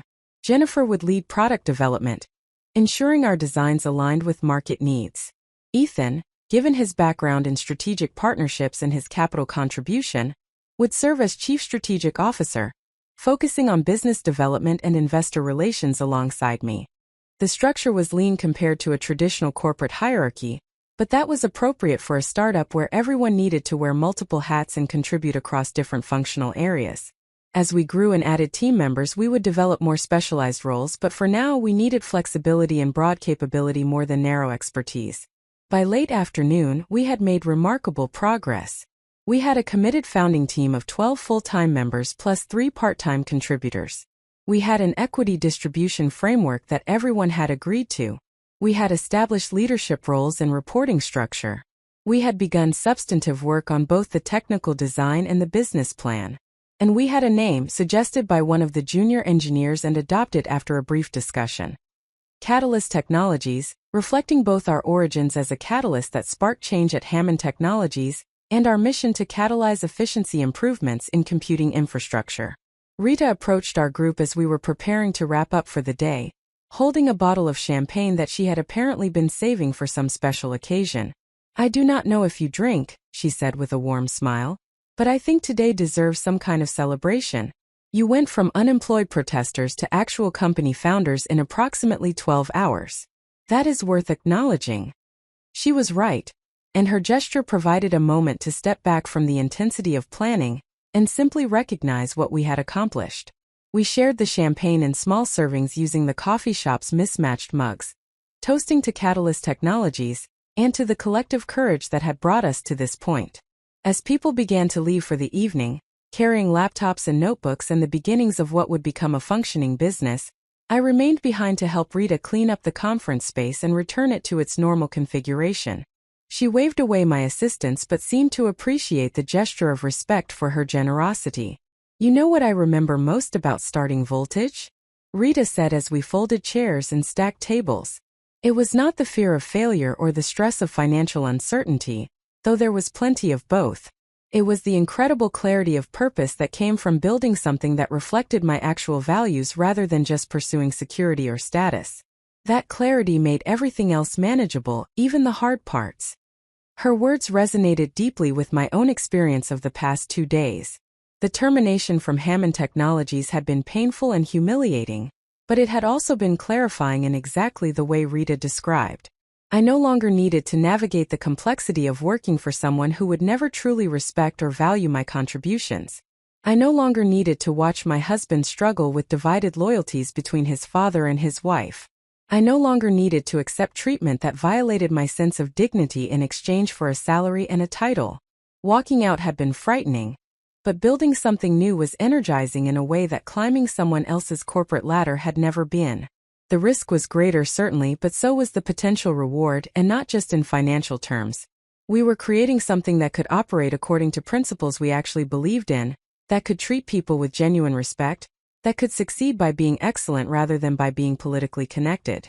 Ethan was waiting for me outside when I finally left Voltage, leaning against his car in the early evening light. He looked tired but content, the stress that had characterized his expression for months replaced by something calmer and more settled. How did it go with the attorney? I asked as we walked to where I had parked several blocks away. Better than expected, he replied. The incorporation documents will be ready for signature by the end of the week. He also connected me with a venture capital attorney who can help us prepare the materials we will need when we start pitching to investors. And he mentioned that his firm has a small fund that provides seed investment to early-stage technology companies they believe in. He is interested in learning more about what we are building once we have the business plan further developed. This was encouraging news, suggesting that our venture might have more credibility in the investment community than I had anticipated. The attorney's willingness to defer fees and potentially invest his firm's capital indicated that he saw genuine potential in what we were attempting, that our story resonated not just as an emotional narrative about workplace injustice, but as a legitimate business opportunity. We reached my car, and I unlocked it but did not immediately get in, instead standing in the fading sunlight and looking back toward where Hammond Technologies rose against the Seattle skyline several blocks away. 24 hours ago, I had walked out of that building carrying my belongings in a box, uncertain about what came next but certain that staying was no longer acceptable. Now I had a company, a team, a plan, and a sense of purpose that felt more authentic than anything I had experienced in my corporate career. We are really doing this, I said to Ethan, the weight of the commitment settling over me with a mixture of excitement and trepidation. He smiled and pulled me close. We really are. And whatever happens, we are doing it together and according to values we can defend. That matters more than any single outcome. He was right. Success would be wonderful, and we would work relentlessly to achieve it. But even if Catalyst Technologies ultimately failed, even if we exhausted our resources and had to return to traditional employment and rebuild our careers from this detour, we would have the knowledge that we tried to build something better, and that we honored our principles even when doing so required sacrifice. The path ahead remained uncertain, filled with technical challenges and financial pressures, and competitive threats from established players with vastly greater resources. But it was our path, chosen freely rather than assigned by circumstance, and that freedom was worth every difficulty that would inevitably arise. Tomorrow we would return to Voltage and continue the intensive work of turning concepts into concrete plans into demonstrable technology, and technology into a viable business. But tonight, we would go home and rest and prepare ourselves for the marathon that building a company would require. The foundation was laid, the team was committed, and the work of proving we could succeed had officially begun. The first month of Catalyst Technologies' existence operated on a rhythm that alternated between exhilarating progress and crushing doubt, often within the span of a single afternoon. We had transformed the borrowed conference room at Voltage into a functional workspace that bore little resemblance to a typical startup office, but somehow captured the essential spirit of what we were attempting to build. The walls were covered with whiteboard sheets filled with technical diagrams, market analysis charts, and constantly evolving timelines. Laptops occupied every available surface, connected by a tangle of charging cables that Rita had graciously allowed us to run from multiple outlets throughout the space. The atmosphere oscillated between intense focus during work sessions and animated debate during the regular team meetings, where we made decisions about technical approaches and business strategy. I had developed a routine that began each morning at 5:30 with review of the previous day's progress and planning for the current day's priorities. The discipline of this early morning preparation helped me maintain strategic perspective, even as the daily challenges threatened to consume all available mental energy. Leadership required holding multiple timeframes simultaneously in mind. The immediate technical problems that needed solving today, the 3-month milestone of having a demonstrable prototype design, the 6-month target of securing external funding, and the longer-term vision of building a company that could genuinely compete in the semiconductor industry. Ethan had become my partner in this morning planning ritual, joining me at our kitchen table with his own laptop and coffee to review financial projections and investor outreach strategies. His background in strategic partnerships proved invaluable as we began identifying potential customers and investors who might be interested in what we were building. He had a natural talent for relationship development that complemented my technical expertise, and together we formed an effective leadership team, even as we navigated the personal complexities of being married business partners, whose professional collaboration had begun with his father firing me from the family company. The technical work progressed faster than I had initially anticipated, primarily because David proved to be an exceptional chief technology officer with an ability to break complex problems into manageable components and delegate effectively without losing sight of the overall architectural vision. He had assembled the engineering team into focus working groups, each responsible for specific aspects of the processor design. One group concentrated on the core computational architecture, exploring how to optimize instruction processing and resource allocation. Another group focused on thermal management, developing innovative approaches to heat dissipation that would allow higher performance without proportional increases in cooling requirements. A third group worked on power efficiency, examining how to reduce energy consumption at the transistor level while maintaining processing capabilities. The challenge we faced was significant and multifaceted.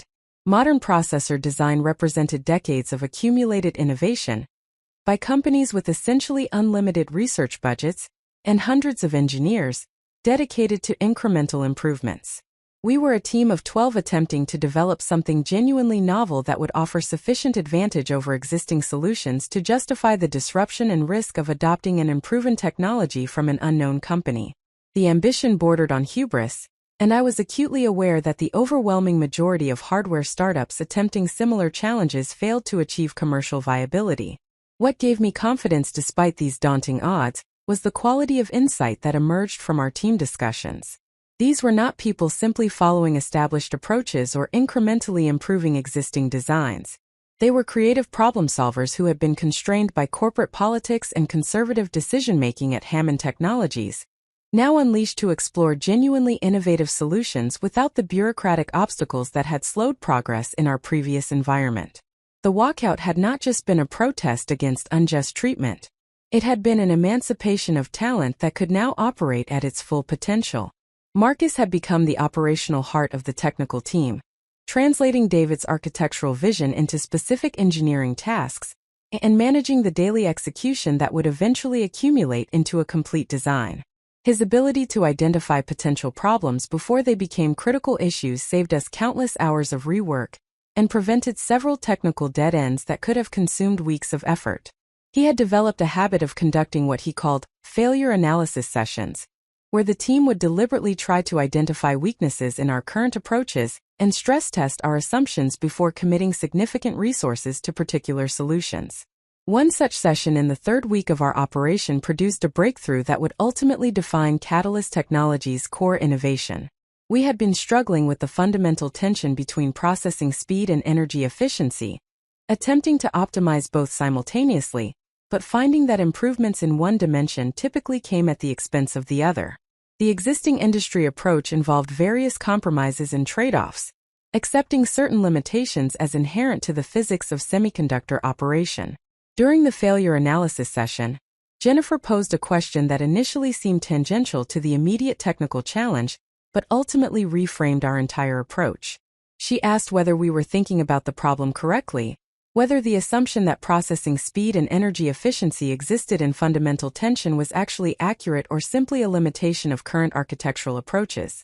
The question prompted David to revisit some theoretical work he had encountered during his graduate studies, research that had explored dynamic resource allocation in distributed computing systems. What emerged from the subsequent discussion was a conceptual framework that treated processor architecture not as a fixed configuration, but as an adaptive system that could reconfigure itself based on workload characteristics and thermal conditions. Instead of designing a single optimal configuration and running it continuously, we would create a processor capable of shifting between different operational modes depending on what computational tasks it was executing at any given moment. High-priority calculations requiring maximum speed would trigger one configuration that prioritized performance even at higher energy cost. Background processing tasks with less time sensitivity would trigger an alternative configuration that prioritized energy efficiency over raw speed. The processor would essentially optimize itself continuously for the specific work it was performing rather than maintaining a one-size-fits-all configuration. The concept was not entirely novel.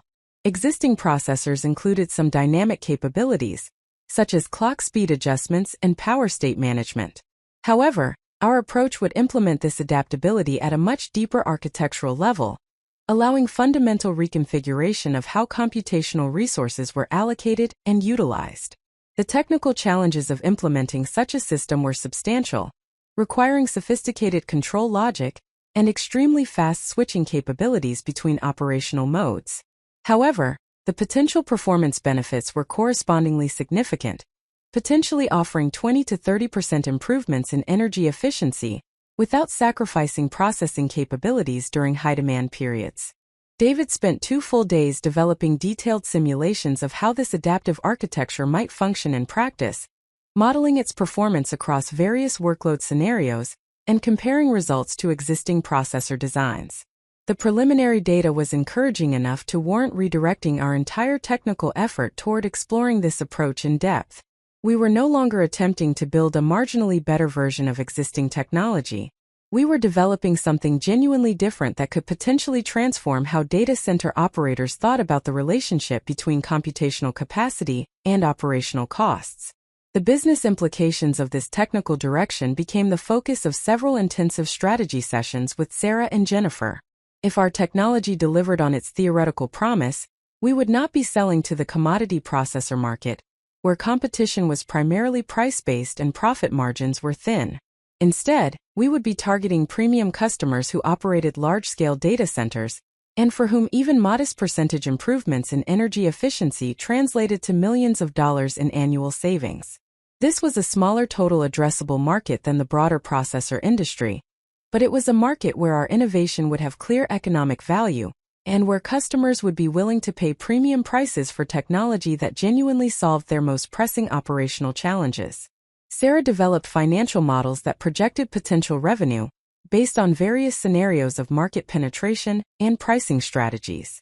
Even conservative assumptions suggested that if we could successfully bring this technology to market and capture even a small percentage of the data center processor market, we would be building a business with the potential for substantial revenue and profitability. The models also helped us understand our capital requirements more precisely, calculating how much funding we would need to complete development, establish manufacturing relationships, and sustain operations until revenue generation could support the business independently. The funding challenge remained our most significant obstacle. Ethan's bridge capital was supporting current operations, covering the minimal expenses we had been able to maintain by working from Voltage and keeping salaries at zero for the founding team. However, moving from conceptual design to actual prototype development would require access to specialized equipment, testing facilities, and eventually manufacturing partnerships that represented capital requirements well beyond what we could self-fund. We needed external investment, which meant we needed to convince sophisticated investors that our team and our technology justified the risk of backing an unproven company in a capital-intensive industry with high barriers to entry. I had been developing the investor pitch materials with input from the entire leadership team, crafting a narrative that positioned Catalyst Technologies as both a compelling human interest story and a serious business opportunity.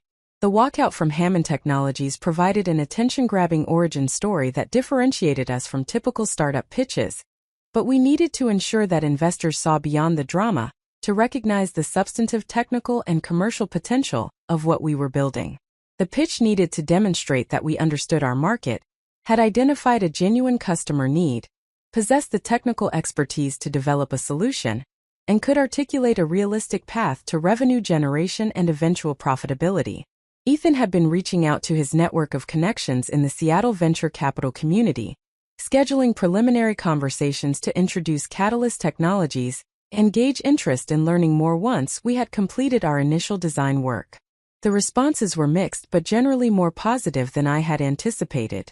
Several investors expressed interest in the adaptive architecture concept and appreciated that we were targeting a specific high-value market segment rather than attempting to compete across the entire processor industry. Others were more skeptical, questioning whether a small team could realistically develop technology capable of competing against established players with vastly greater resources. One conversation in particular stood out as both encouraging and cautionary. Ethan had connected with a venture capital partner named Catherine Wright, who specialized in hardware and semiconductor investments. She had agreed to meet with us for an informal discussion at a coffee shop downtown, deliberately keeping the meeting casual rather than scheduling a formal pitch presentation. Catherine was in her early 50s, with a background that included engineering roles at Intel and AMD before transitioning into venture capital. She understood both the technical challenges we faced and the business dynamics of the semiconductor industry. We met on a rainy Thursday afternoon in early November, approximately 5 weeks after the walkout from Hammond Technologies. Catherine arrived precisely on time, carrying a leather portfolio and projecting the kind of confident competence that came from decades of experience evaluating technology companies. After brief introductions and small talk about the Seattle weather, she got directly to the substance of why we were meeting. "I have heard about the walkout," Catherine said without preamble. It generated significant discussion in the local investment community. 23 people leaving Hammond Technologies in solidarity made for compelling gossip, particularly given the family dynamics involved. However, gossip does not make for viable investment opportunities. What I need to understand is whether Catalyst Technologies represents genuine commercial potential, or whether you are essentially a group of talented people who made an emotionally satisfying but economically questionable decision. Her directness was refreshing compared to the carefully diplomatic language that characterized many business conversations. I appreciated that she was willing to articulate the fundamental question that any serious investor would be asking, even if that question was somewhat uncomfortable to address directly. The walkout was emotionally driven in the immediate moment, I acknowledged. However, the decision to form Catalyst Technologies has been entirely strategic. We identified a specific technical challenge in the data center market, developed an innovative architectural approach to addressing that challenge, and assembled a team with the expertise to execute on the solution. The fact that we came together through protest against unfair treatment does not diminish the commercial viability of what we are building. Catherine nodded, making notes in her portfolio. "Walk me through the technology. Not the detailed technical specifications, but the core innovation and why it matters to potential customers." David took the lead on this explanation, describing the adaptive architecture concept and how it would allow data center operators to significantly reduce energy costs while maintaining computational performance. He used clear analogies and avoided excessive jargon, presenting the technical innovation in terms that emphasized its business value rather than just its engineering cleverness. Catherine asked several probing questions that demonstrated she understood the underlying technology and was evaluating whether our approach represented a genuine advancement or just incremental improvement on existing capabilities. After nearly 30 minutes of technical discussion, Catherine shifted to business questions. She wanted to understand our target customers, our go-to-market strategy, our competitive positioning, and our financial requirements. Sarah and I collaborated on these responses, with Ethan contributing insights about potential strategic partnerships that could accelerate our market entry. Catherine listened carefully, occasionally interjecting questions that revealed gaps in our planning or assumptions that needed further examination. As the conversation was winding down, Catherine offered an assessment that was both encouraging and sobering. "You have the foundations of something potentially interesting," she said carefully. "A talented team with relevant experience, a technical approach that appears novel and addresses a genuine market need, and reasonable understanding of the business challenges you will face. However, you are extremely early stage. You do not have a physical prototype, you have not validated your design through actual testing, and you have not established any customer relationships or manufacturing partnerships.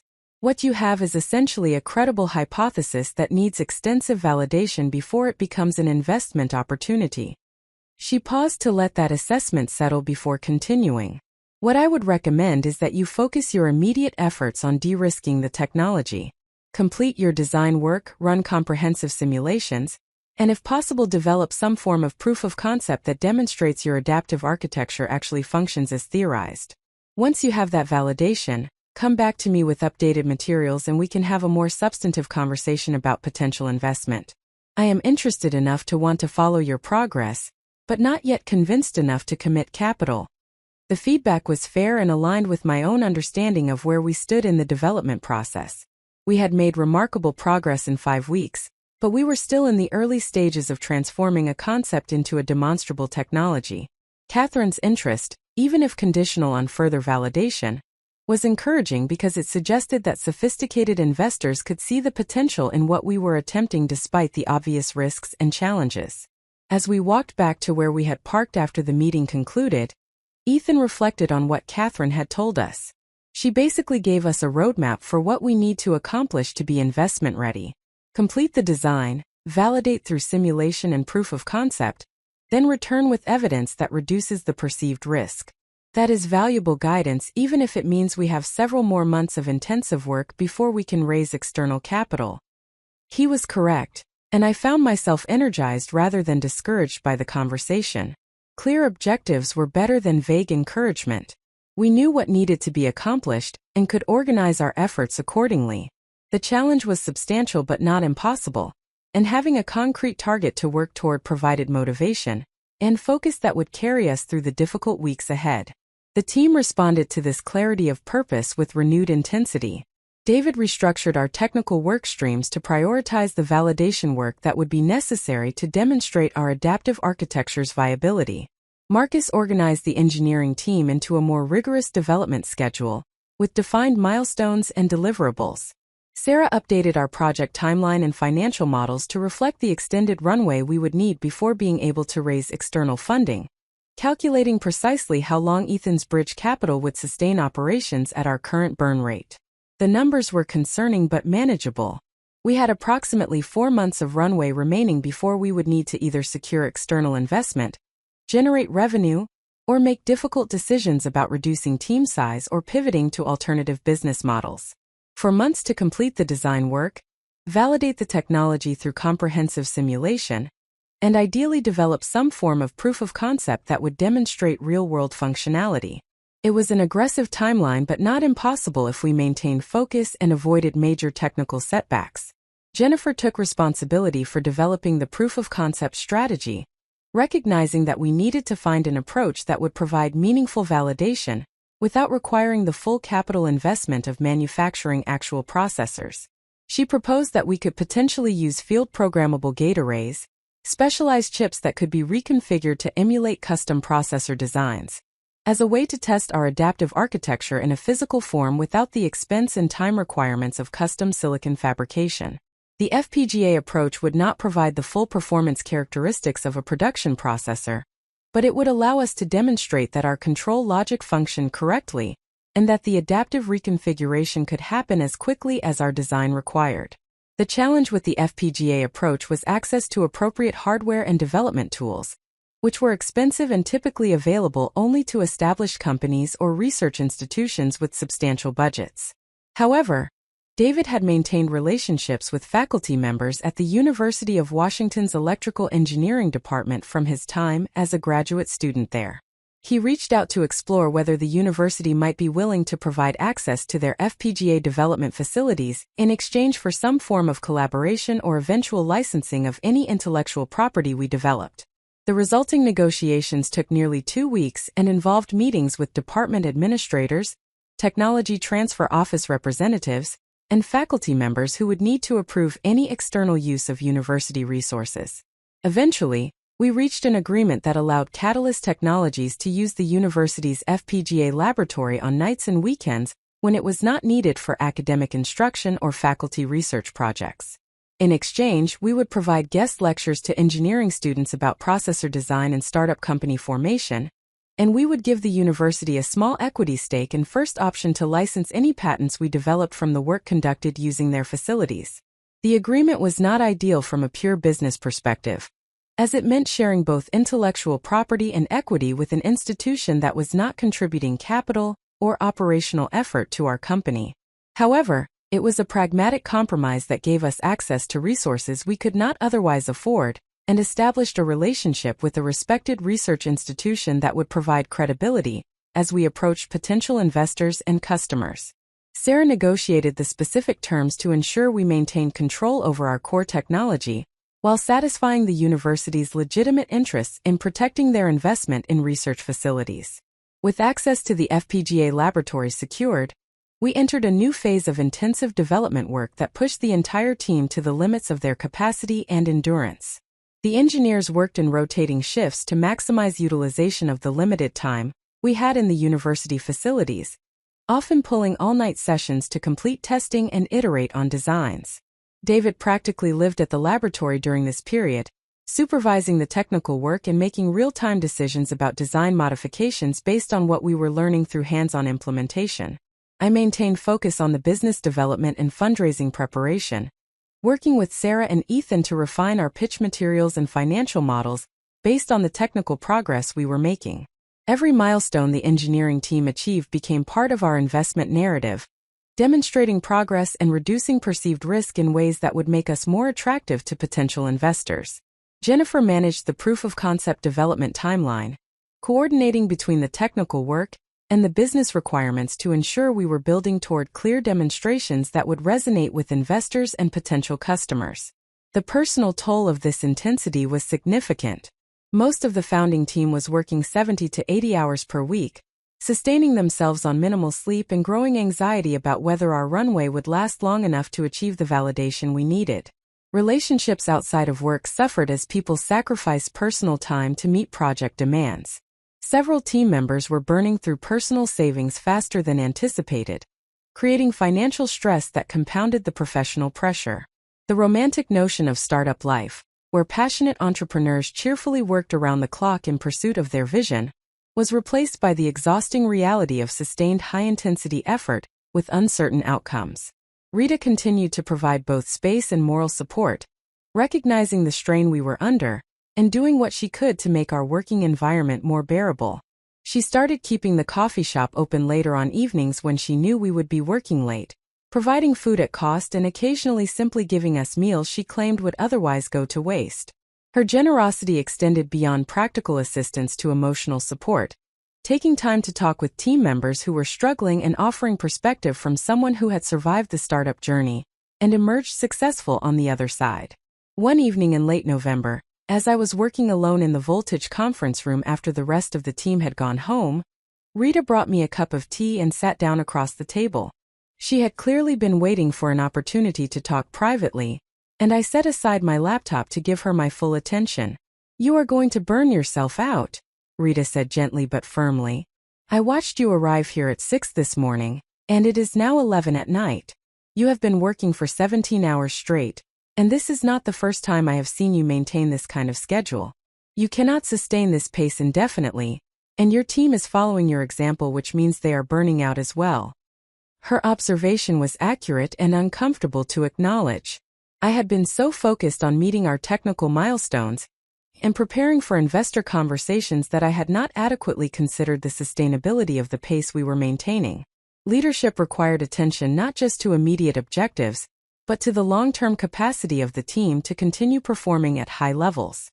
We are on a deadline, I said, though the explanation sounded weak even as I offered it.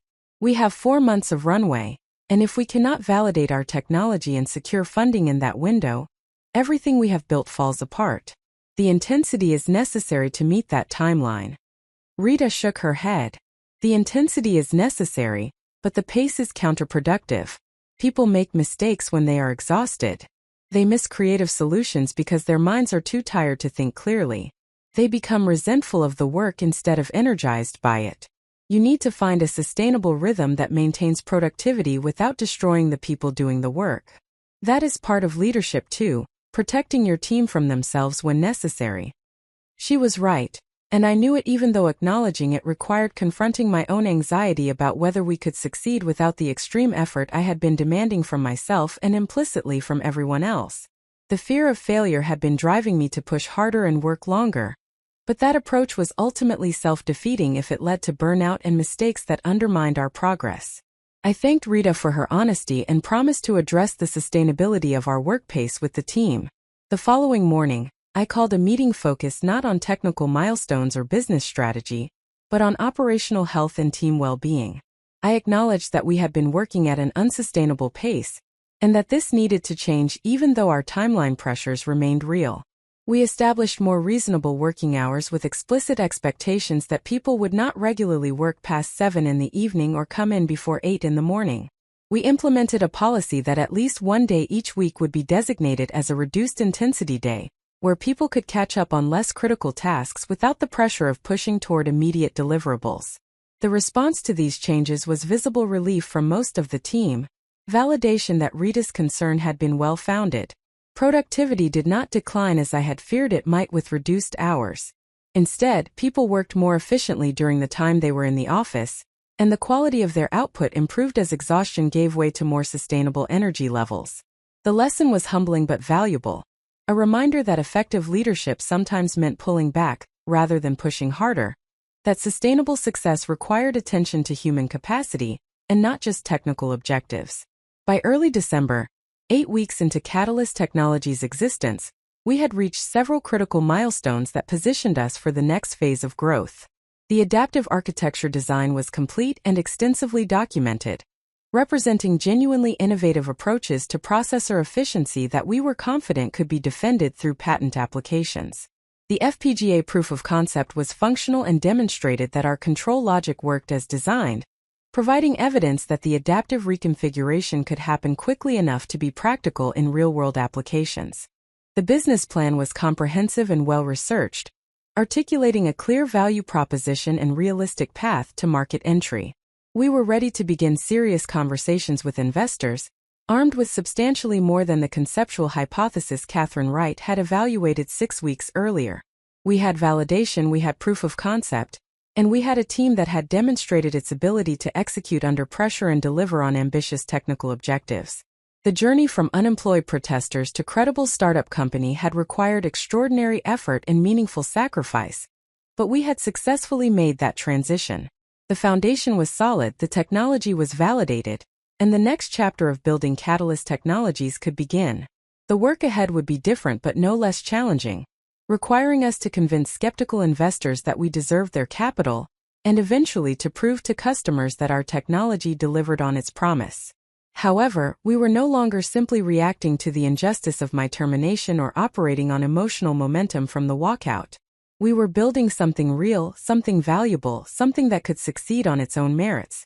The story that had begun with betrayal in a boardroom was evolving into something far more significant, a demonstration that principle and pragmatism could coexist, that walking away from injustice could be the first step toward building something better than what had been left behind. Up next, you've got 2 more standout stories right on your screen. If this one hit the mark, you won't want to pass these up. Just click and check them out. And don't forget to subscribe and turn on the notification bell so you don't miss any upload from us.